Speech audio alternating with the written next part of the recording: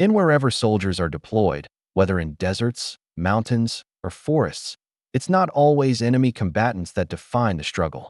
Sometimes, it's the unfamiliar and unforgiving environment itself. From the suffocating heat of the Middle East to the parasite-infested wetlands of Southeast Asia, troops often find themselves battling not just enemy fire, but the wrath of nature.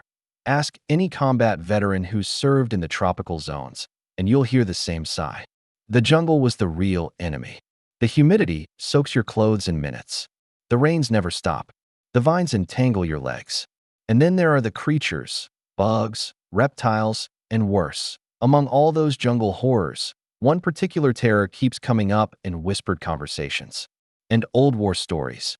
Giant spiders, they're not the kind you see in pet stores or creeping across the corner of your garage. These arachnids are something else, massive, unnatural, and in some cases, allegedly, man-eaters. These are the accounts of soldiers and explorers who claim to have faced something beyond comprehension, eight-legged predators lurking in the green depths of our planet's most dangerous jungles. Step into the mist. What lies beyond may not make sense, but it just might be real. Welcome to what some call the fog of war, where fact and fear become indistinguishable. In the late 19th century, the Congo wasn't yet a recognized colony. It was effectively a private enterprise run by King Leopold II of Belgium. Under the name Congo Free State, the region was systematically stripped of its resources: rubber, ivory, palm oil.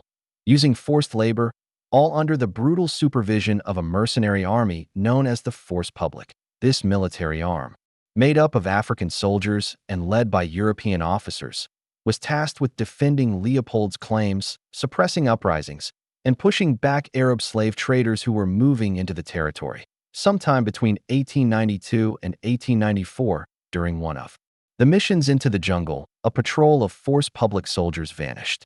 Days passed, then weeks. Finally, two men returned, one a young African rifleman, the other a pale, hollow-eyed Belgian officer named Lieutenant Hendrik Voss. They were dehydrated, wounded, and visibly disturbed. Their account was so outlandish, so terrifying, that their commanding officers didn't know whether to believe them or have them committed. They claimed their unit wasn't defeated by Arab mercenaries, but by something else, something that dragged their fellow soldiers into the undergrowth and never brought them back: giant spiders. The unit, according to Voss, had been ambushed by slavers and forced to retreat deeper into unfamiliar jungle. Wounded and disoriented, they tried to navigate back to safety, but the jungle only grew denser. And one day, it went silent, and no birds, no insects, just silence. That's when the spiders came. According to the survivors, the creatures were the size of large dogs, some with legs stretching nearly 6 feet. They fell from trees and lunged from the shadows.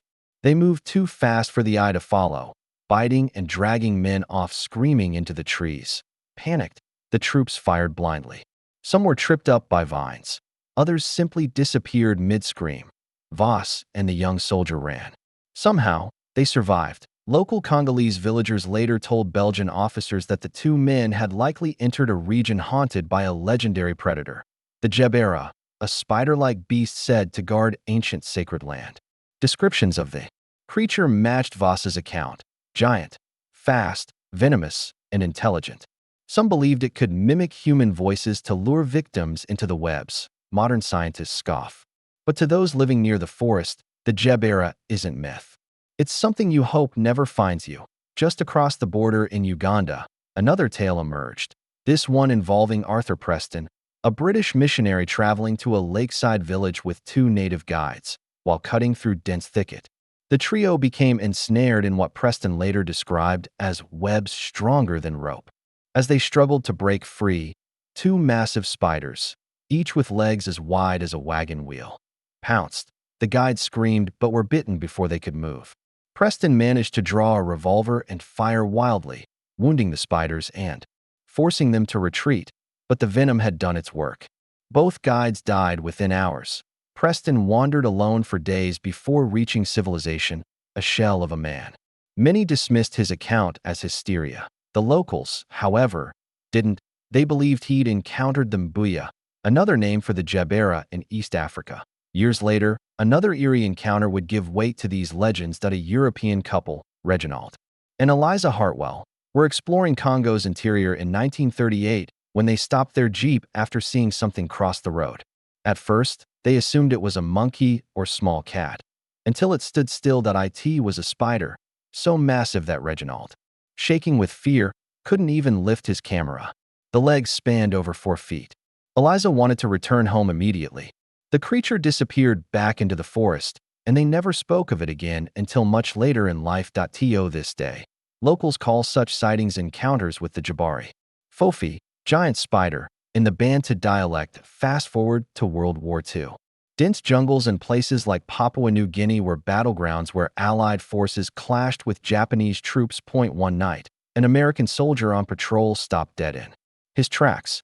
A shimmering green mass blocked his way. It was a spider's web, enormous, wet with dew, and pulsing with movement. He hacked it to pieces with a machete, only to see the owner, a vivid green spider with legs longer than a rifle, lunge at him. Before he could retreat, terrified, he cut it down and fled. Many years later, his grandson would retell this incident on a late-night radio show. Claiming the veteran had never lied about anything before, the story was quickly dismissed as a jungle myth, until others came forward. Australian forces fighting along the rugged Kokoda Trail in the mountains of New Guinea had similar stories. 1. Unnamed soldier, Private Jackson, left his unit briefly for a bathroom break in the brush. That's when he noticed a series of dense webs and, just a few feet away, a jet-black spider the size of a terrier. Its thick legs and hairy body sat motionless.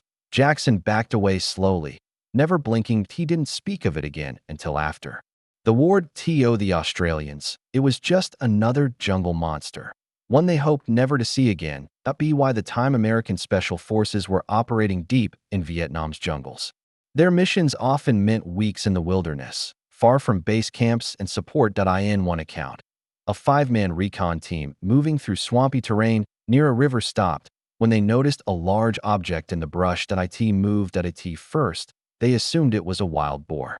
Then, 8 legs unfolded. The body was described as the size of a dinner plate, with legs stretching to over 2 feet.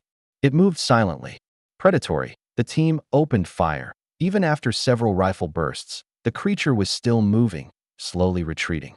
Eventually, it vanished into the darkness. According to the team leader's son, the soldiers came across these things more than once, and always near water. Official reports? None, but the story spread.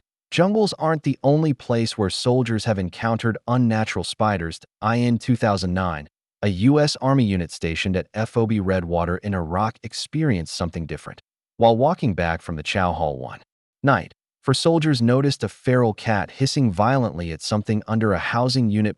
2 Massive, black legs slowly protruded from underneath the trailer, each as thick as a broom handle. Then the rest emerged, a spider with a body the size of a gallon jug.